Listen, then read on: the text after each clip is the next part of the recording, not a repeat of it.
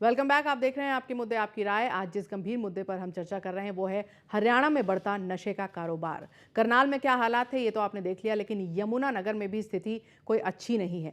यमुनानगर में नशे का कारोबार प्रशासन की नाक के नीचे चल रहा है। मेडिकल स्टोर्स में खुलेआम नशे के कैप्सूल्स बेचे जा रहे हैं, लेकिन इस पर कोई कार्रवाई नहीं हो रही। खबरें अभी तक की टीम को जब ये पता चला कि यमुनानगर के मेडिकल स्टोर्स में धड़ल्ले से नशे की दवाइयां बेची जा रही हैं, तभी टीम सीधे मौके पर पहुंची और आगे क्या कुछ हुआ उसे बयां करने के लिए ये तस्वीरें ही काफी हैं। कैसे दे दिया प्रोक्सी वन लाला जी?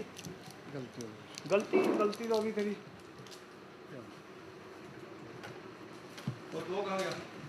लड़का भाग गया क्या? कोई बात नहीं। नोट दिखाओ जल्दी। मुझे माफ नोट दिखा यार। भाई साहब, दुकानदार भले ही रंगे हाथों पकड़े जाने पर हाथ जोड़कर माफी मांग रहा हो, लेकिन सवाल जस का तस है कि आखिर प्रशासन के नाक के नीचे ये सब हो कैसे रहा है। वहीं जब डिप्टी सीएमओ से पूछा गया तो वो कार्रवाई की बात करते नजर आए। ये अगर इस तरीके की सूचना विभाग के पास नहीं है, अगर इस तरीके की कोई सूचना मैं भी अपनी पर्सनल लेवल पे भी मैं इन्फॉर्मेशन आपकी जो बताएं ये पास ऑन करूंगा ड्रग कंट्रोल ऑफिसर को। इस तरीके को इस चीज़ को देखा जाएगा कि कहीं ऐसा हो रहा है। भले ही डिप्टी सीएमओ साहब कार्रवाई की बात कर रहे हों, लेकिन सवाल जवाबदेही का है। जवाबदेही युवाओं में बढ़ती नशाखोरी की, जवाबदेही नशीली दवाइयों के धड़ल्ले से बिकने की।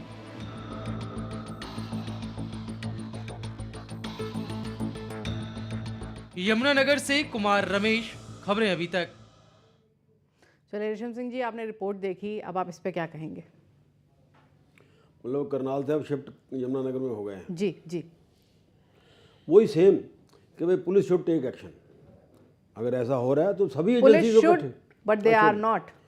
ऐसा नहीं है कि नहीं लेते, मतलब 100% आप उसमें स्वीप नहीं कर सकते कि नहीं लेते। बहुत सारे अफसर ऐसे हैं जो लेते तो सर हैं। ऐसा कैसे है कि खुले आम मेडिकल स्टोर्स पर इस तरह की दवाइयां बिक रही मैंने हैं? बताया था ना, इसमें ड्रग इंस्पेक्टर भी इन्वॉल्व है, इसमें सीएमओ भी इन्वॉल्व है, इसमें पुलिस भी इन्वॉल्व है।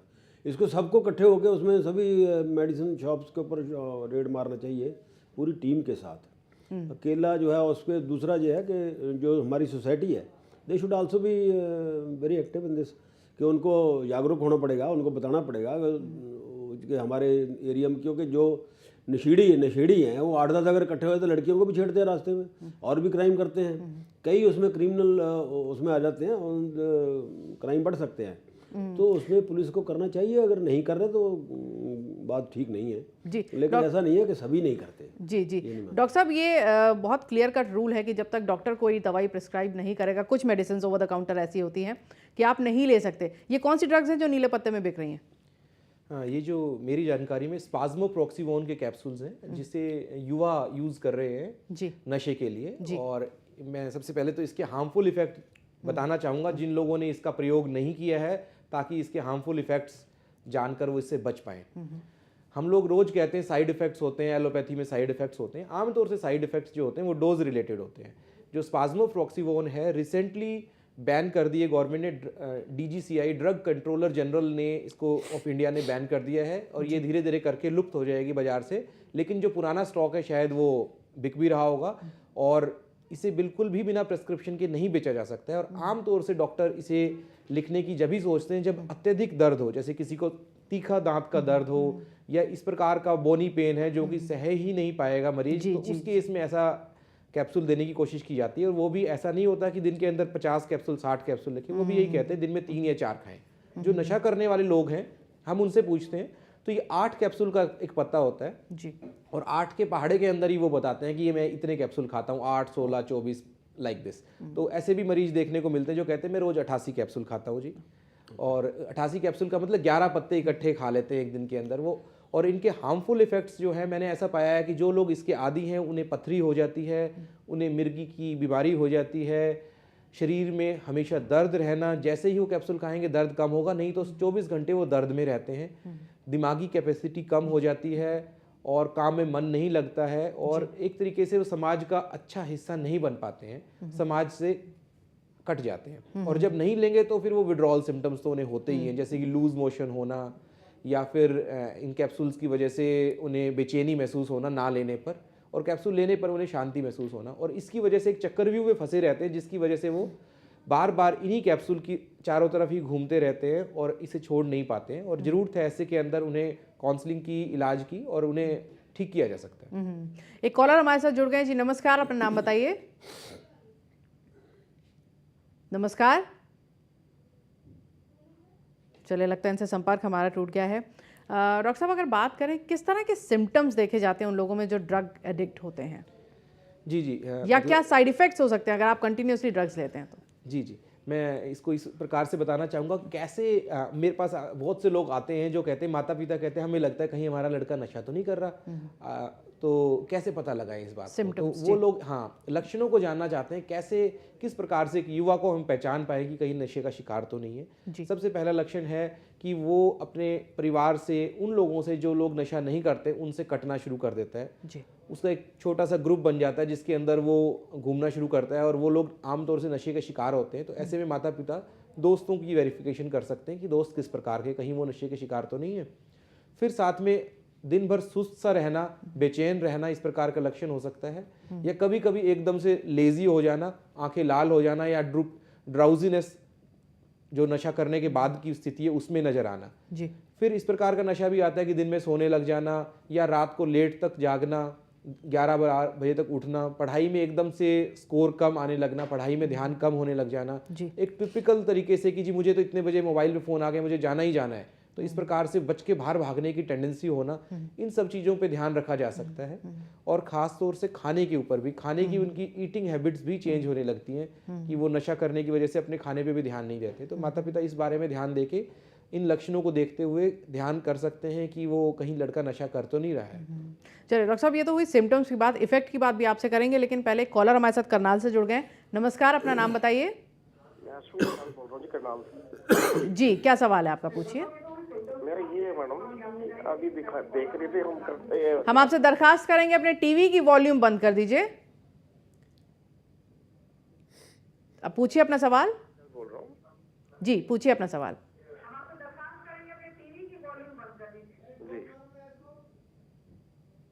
जी, पूछिए अपना सवाल। हेलो जी, अब अपना सवाल पूछिए। हाँ, मैं करनाल से अश्विनी आजाद बोल रहा हूँ मैडम जी। ये जो भी दिखाया था आपने करनाल का, रामनगर का, सदर का, ऐसे ही हांसी रोड पे भी है, और इतना बहुत ज्यादा जितने युवा बच्चे हैं सभी इसमें इन्वॉल्व है, और ये लोग आए दिन वारदात चोरी करते हैं। अभी 10 दिन 15 दिन पहले इन्होंने चोरी की, हम लोग घरों में आए जी। अच्छा, तो हम लोगों ने उसमें न्यूज़पेपर में भी आया जी। तो हम लोग रात को 1 बजे से लेके रात के 3 बजे तक हम लोग इनके पीछे लगे घूमे, और पुलिस को भी हमने इन्फॉर्म किया, 100 नंबर पे डायल किया, PCRI जी। नेक्स्ट डे फिर मैडम अखबार में भी आया, अभी तक कोई भी कार्रवाई आज तक नहीं हुई। और इन लोगों के हाथ में मैडम हथियार भी होते हैं, और कभी भी वारदात भी कर सकते हैं जी। तो कोई अभी तक किसी भी प्रकार का कोई एक्शन नहीं हुआ।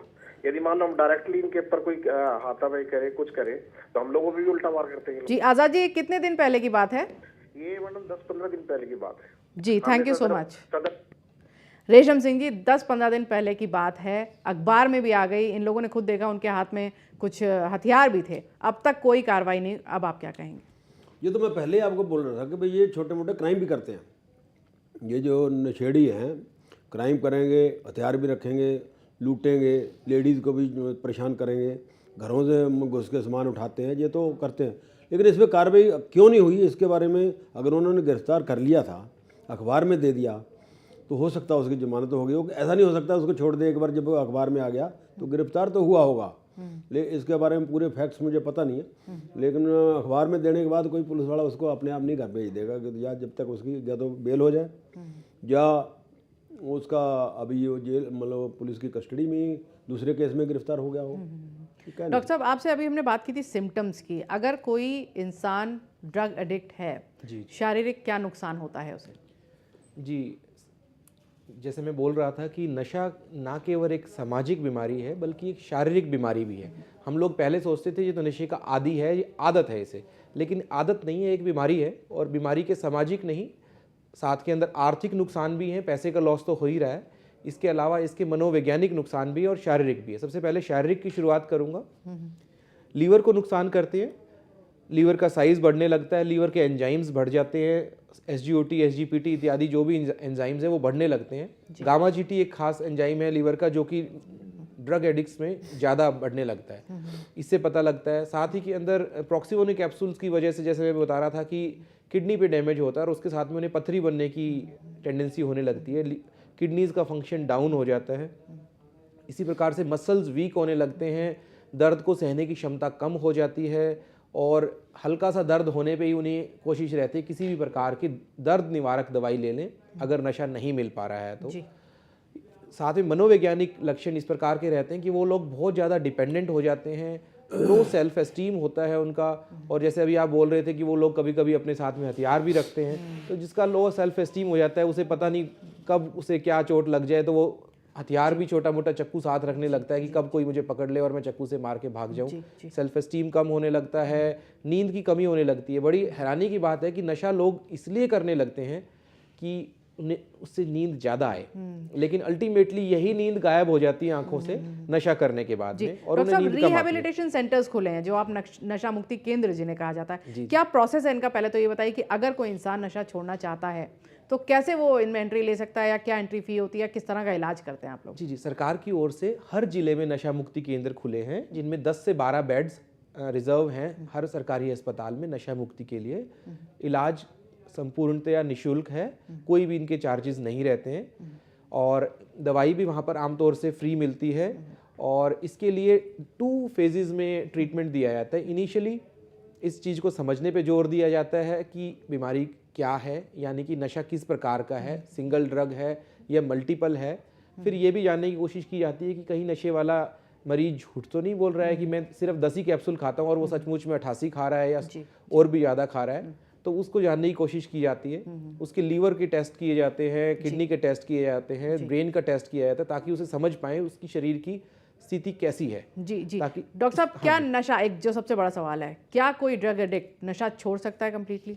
जी, बिल्कुल छोड़ सकता है। अभी हमने इंद्रपाल जी से बात की और मेरे पास ऐसे सैकड़ों गवाह हैं जिन्हें हम लोग, डॉक्टर अगर कहे जी इन्होंने नशा छोड़ा है तो लगता है कि अरे इन्होंने नशा छोड़ा है, डॉक्टर ने कॉन्फिडेंशियलिटी ब्रीच कर दी। अगर मरीज खुद सामने आना चाहे तो सैकड़ों लोग हैं जो कि खुद बोल सकते हैं मेरे सामने जिन्होंने नशा छोड़ा है, और वो लोग बहुत अच्छी ज़िंदगी गुजार रहे हैं। कभी कभी इस प्रकार की गलत फहमियाँ जरूर हो जाती हैं कि नशे की वजह से किसी मरीज का लीवर खराब हो गया है, तो परिवार को तो इस बात का नहीं पता होता कि उनका लीवर किस वजह से खराब है।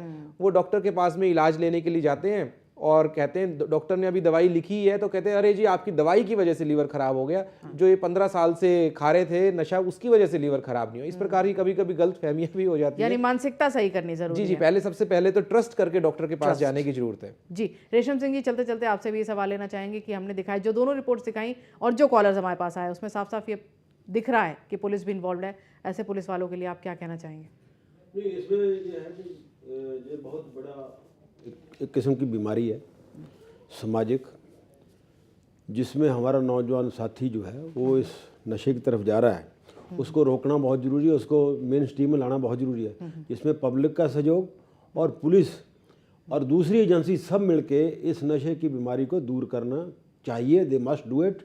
अगर नहीं करते तो उन पुलिस वालों के खिलाफ बहुत सारे एडमिनिस्ट्रेटिव एक्शन भी है, क्रिमिनल एक्शन भी है, सब लेने चाहिए। चलिए, मैं आप दोनों को ही धन्यवाद देना चाहूँगी, डॉक्टर संधू को भी और रेशम सिंह जी को भी। आप लोग यहाँ आए और इतनी अहम मुद्दे पर इतनी सारी जानकारी दी। तो देखा आपने, अपना सवाल बड़ा है पर इसका कोई जवाब नहीं है कि कब थमेगा ये नशे का कारोबार, कब हमारे युवा इस गिरफ्त से बाहर आएंगे। फिलहाल बस इतना ही, फिर मुलाकात होगी अगले सोमवार। नमस्कार।